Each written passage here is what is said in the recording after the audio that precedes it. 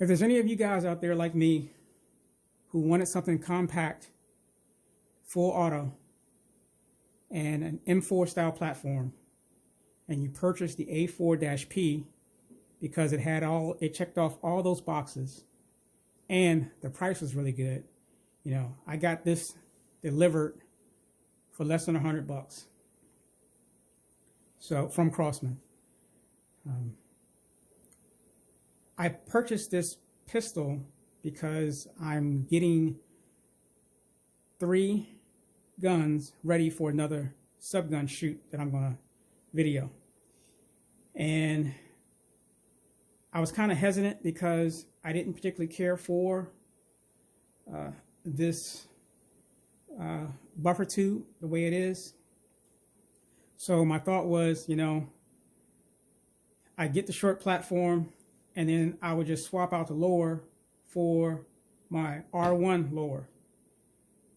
And that would be good. But then I said to myself, you know, maybe there's something I can actually do with this buffer tube assembly. And if you've asked yourself that question and you haven't gone through looking at it or taking it apart, I have. And it's really simple. And yes, there's a lot you can do with it. So, again, separate the 2 halves. What you're going to do is you're going to push down this pin here, which is the buffer retainer pin. You're going to remove the big portion first. You're going to pull that all the way out. Then you're going to pull this center section out. Once you do that, you're going to drive this pin out here. Doesn't matter left or right. Once you drive that pin out, you can then drive this pin out here. And what that's going to do is going to allow you to, 1, pull the buffer tube away from the lower receiver. If I can do that. Come on. Like so. And then it's going to allow you to pull this plastic cover off of the buffer tube. And man, was I surprised to see that it's basically just your standard buffer tube. And I'm really glad that Crosman did it that way. I mean, of course, it's not anodized, but it's the exact same thing. You know, if you look at that there.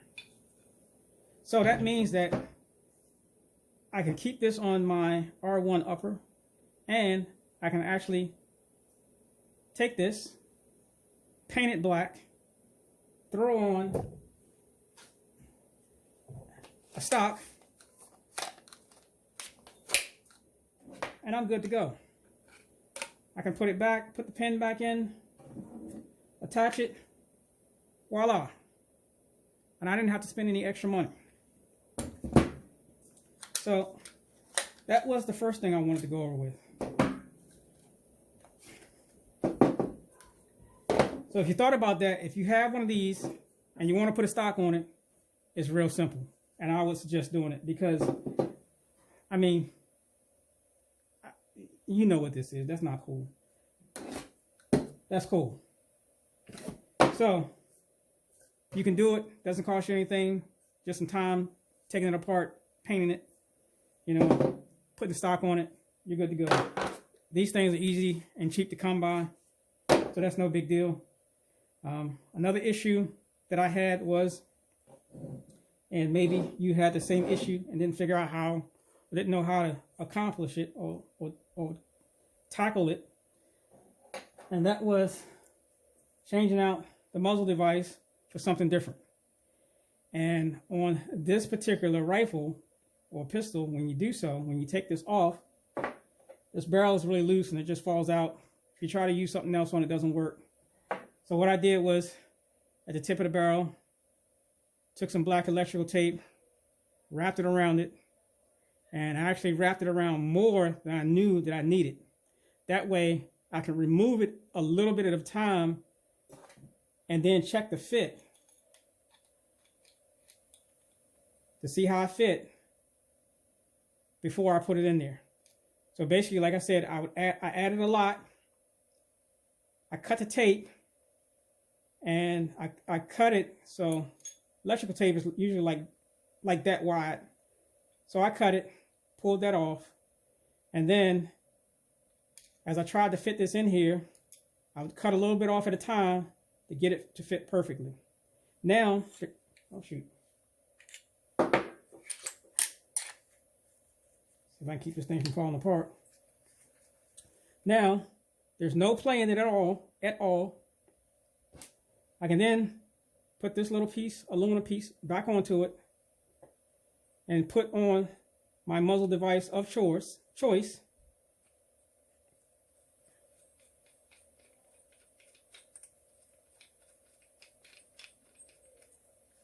which I wanted to get rid of this garbage. And I'm ready to go. No movement, no play. So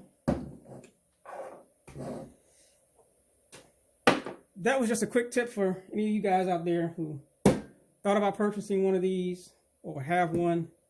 Yes, you don't have to rock this trash right here. You can actually pull it off, paint it, your buffer tube, put a stock on it, and then you're ready to go. Anyway, that's it for today.